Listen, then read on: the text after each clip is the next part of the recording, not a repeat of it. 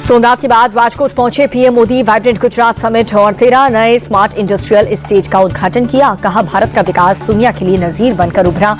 PM Modi ने infrastructure के साथ बेहतरीन वर्कफोर्स को बताया जरूरी। कहा कि पिछले 11 साल में भारत ने अपनी ग्रोथ रेट को दोगुना किया है। अहमदाबाद के प्रधानमंत्री मोदी की बड़ी सौगात मेट्रो फेज 2 के नए रूट का उद्घाटन किया।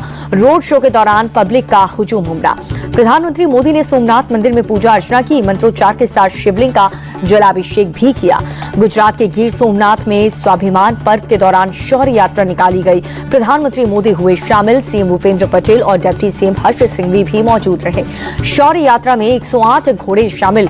यात्रा के दौरान खुली जीप से पीएम मोदी ने दोनों हाथों से डमरू बजाया। हाथ हिलाकर के जनता का अभिवादन भी किया। पीएम मोदी का कांग्रेस पर इशारों में हमला। कहा कि तुष्टीकरण के ठेकेदार ने कट्टरपंथ के आगे घुटने टेके। मजहबी आतताई इतिहास के पन्नों में सिमटे। पीएम मोदी ने कहा कि सोमनाथ स्वाभिमान पर्व में आना सौभाग्य है। 1000 साल पहले क्या माहौल रहा होगा। आस्था के लिए हमारे पूर्वजों ने जान की बाजी लगाई है। पीएम मोदी बोले, पुरखों ने महादेव के लिए सब कुछ न्यौछावर किया। सोमनाथ पराक्रम और वीरता का साक्षी। मजहबी लूट को साधारण बताया गया। पीएम मोदी ने कहा कि गजनवी ने सोमनाथ मंदिर को लूटा। मुजफ्फर खान ने भी हमला किया। सोमनाथ मंदिर बार बार उठकर के खड़ा हुआ। पीएम मोदी बोले, भारत को खत्म करने की कई कोशिशें हुई हैं। सोमनाथ को मस्जिद बनाने की कोशिश की गई। न सोमनाथ नष्ट हुआ और न ही भारत नष्ट हुआ। सोमनाथ स्वाभिमान पर्व के समापन समारोह में बोले गुजरात के डिप्टी सीएम हर्ष सिंघवी, सोमनाथ कोई साधारण मंदिर नहीं है। गजनवी बिखर गया, सोमनाथ आज भी अजय है, अटूट है। गुजरात वाइब्रेंट समिट में शामिल हुए यूक्रेन के राजदूत का बड़ा बयान। पीएम मोदी विश्व में शांति को लेकर के महत्वपूर्ण भूमिका निभा रहे हैं। बंगाल में नेता विपक्ष शुभेंदु अधिकारी पर हुए हमले को लेकर के गृह मंत्रालय गंभीर। पूरे मामले की डिटेल रिपोर्ट मांगी। वीडियो फुटेज के आधार पर हो सकती है कार्रवाई। शुभेंदु अधिकारी पर हमले को लेकर के बीजेपी आग बबूला है। रविशंकर प्रसाद बोले, बंगाल में दीदी के इशारे पर खुलेआम गुंडाराज। आरोपियों को बचाने में लगी है पुलिस की टीम। ममता बनाम ईडी विवाद पर भी बीजेपी का सवाल पूछा। उन्हें सरकारी काम में बाधा डालने का अधिकार किसने दिया। बंगाल बीजेपी अध्यक्ष समीक भट्टाचार्य का आरोप, आई पैक विवाद से ध्यान भटकाने के लिए हमले की कोशिश हुई। कांग्रेस नेता अधीर रंजन चौधरी भी ममता पर भड़के। कहा कि चुनाव जीतने के लिए टीएमसी गुंडागर्दी पर उतरी। ये बंगाल में हर रोज की कहानी है। शुभेंदु अधिकारी पर हमले को लेकर के कोलकाता में बीजेपी का विरोध मार्च। ममता सरकार के खिलाफ जमकर के नारेबाजी हुई। 20 खुद पर हुए हमले को लेकर के शुभेंदु अधिकारी की बयान, वामपंथी की तरह बंगाल से ममता को भी हटा देंगे। शुभेंदु अधिकारी बोले कि ये बंगाल को बचाने की लड़ाई है। फाइल चोर सीएम ने ईडी पर हमला कर मर्यादा को रौंद दिया है। बीजेपी सांसद विप्लव देव ने भी ममता को घेरा। कहा कि वो बंगाल नहीं, वंशवाद को बचा रही हैं। यूपी में मंत्री ओपी राजभर बोले, ईडी एक स्वतंत्र जांच संस्था है, सभी को कोऑपरेट करना चाहिए। विपक्ष को टारगेट करने के लिए ईडी की रेड। आईपैक विवाद पर कांग्रेस नेता उदित राज का बयान। मुंबई बीएमसी चुनाव के लिए महायुति का घोषणा पत्र जारी। सीएम फडणवीस और डिप्टी सीएम ने प्रेस कॉन्फ्रेंस करके जारी किया। बीजेपी नेता विनोद तावड़े भी मौजूद रहे। महायुति ने मुंबई को स्लम फ्री बनाने का वादा किया। माया नगरी को गड्ढा मुक्त करने का भी वादा किया। फडणवीस बोले कि हम जो भी कहते हैं उसे पूरा भी करते हैं। शरद और अजित गुट के राजनीतिक भविष्य पर सांसद सुप्रिया सुले का बयान। सिर्फ चुनाव के लिए हुआ गठबंधन, राजनीति की दूरियां अब भी कायम है। महायुति के घोषणा पत्र पर भी सुप्रिया सुले का हमला। कहा कि वो चुनाव जीतने के लिए बेतुकी घोषणाएं कर रहे हैं। महाराष्ट्र के मंत्री नीतीश राणा ने मुंबई स्थित घर के बाहर अज्ञात शख्स बैग रख करके फरार। सीसीटीवी में तस्वीर कैद। मौके पर पहुंच करके पुलिस ने जांच शुरू कर दी। मुंबई में सपा नेता अबू आजमी ने खुले मंच से मंत्री नीतीश राणा को दी धमकी। बोले कि ताकत है तो पुलिस को हटा दें और फिर मस्जिद में घुस करके दिखाएं, फिर देखो क्या हालात होती हैं तुम्हारी। मुंबई से सटे कल्याण में भिड़े बीजेपी और उद्धव गुट के नेता। निकाय चुनाव में पैसे बांटने के आरोप पर हुई नोकझोंक। 16 जनवरी से सीएम नीतीश निकालेंगे समृद्धि यात्रा। हर जिले में घूम घूम कर लोगों की समस्याएं सुनेंगे। कई विकास योजनाओं का भी उद्घाटन करेंगे। बिहार चुनाव में हार को लेकर के तेजस्वी यादव का बड़ा आरोप। कहा कि छल कपट के जरिए लोकतंत्र को हराया। एनडीए को मशीन तंत्र से मिली जीत। तेजस्वी के बयान पर चिराग पासवान का पलटवार। कहा कि जंगल राज के युवराज को अपनी गलतियों पर मंथन करना चाहिए। केंद्रीय मंत्री गिरिराज सिंह की चुटकी। कहा, आरोप लगाने से अच्छा होगा लालू तेजस्वी मौनी बाबा बन जाएं। बिहार बीजेपी अध्यक्ष संजय सरावगी का बयान। बिहार से तेजस्वी का हुआ सुपड़ा साफ। सत्र के दौरान भी नहीं दिखी गंभीरता। बीजेपी सांसद गौरव वल्लभ ने तेजस्वी को दिखाया आईना, कहा कि बिहार में सुशासन की जीत और घोटालेबाजों की हार हुई है।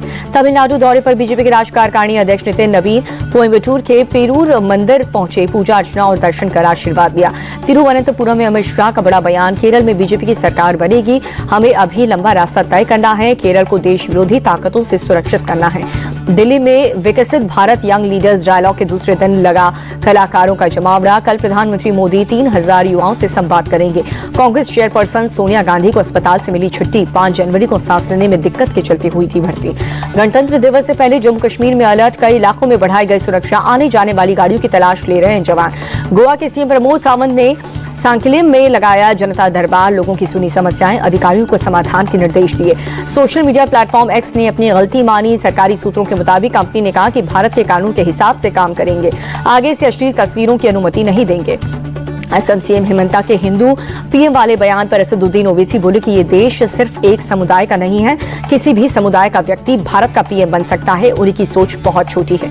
ओवैसी के बयान पर छत्तीसगढ़ के डिप्टी सीएम अरुण साफ का पलटवार, कहा कि ओवैसी किस प्रकार धर्म के आधार पर बात करते हैं, उनके पास सांप्रदायिक राजनीति के अलावा और कोई रास्ता नहीं बचा। ओवैसी के बयान पर बोली कुमारी शैलजा, किसी के कहने से कुछ नहीं होता, संविधान सर्वोपरि है, देश के संविधान के खिलाफ कोई बात ना करें। पंजाब के भटिंडा में शिरोमणि अकाली दल का आम आदमी पार्टी नेता आतिशी के खिलाफ प्रोटेस्ट, सिख गुरु पर दिए विवादित बयान का विरोध किया। आम आदमी पार्टी अध्यक्ष सौरभ भारद्वाज बोले, कपिल मिश्रा ने आतिशी ने वीडियो से छेड़छाड़ की, देश में सांप्रदायिक सद्भाव बिगाड़ने की कोशिश हुई है।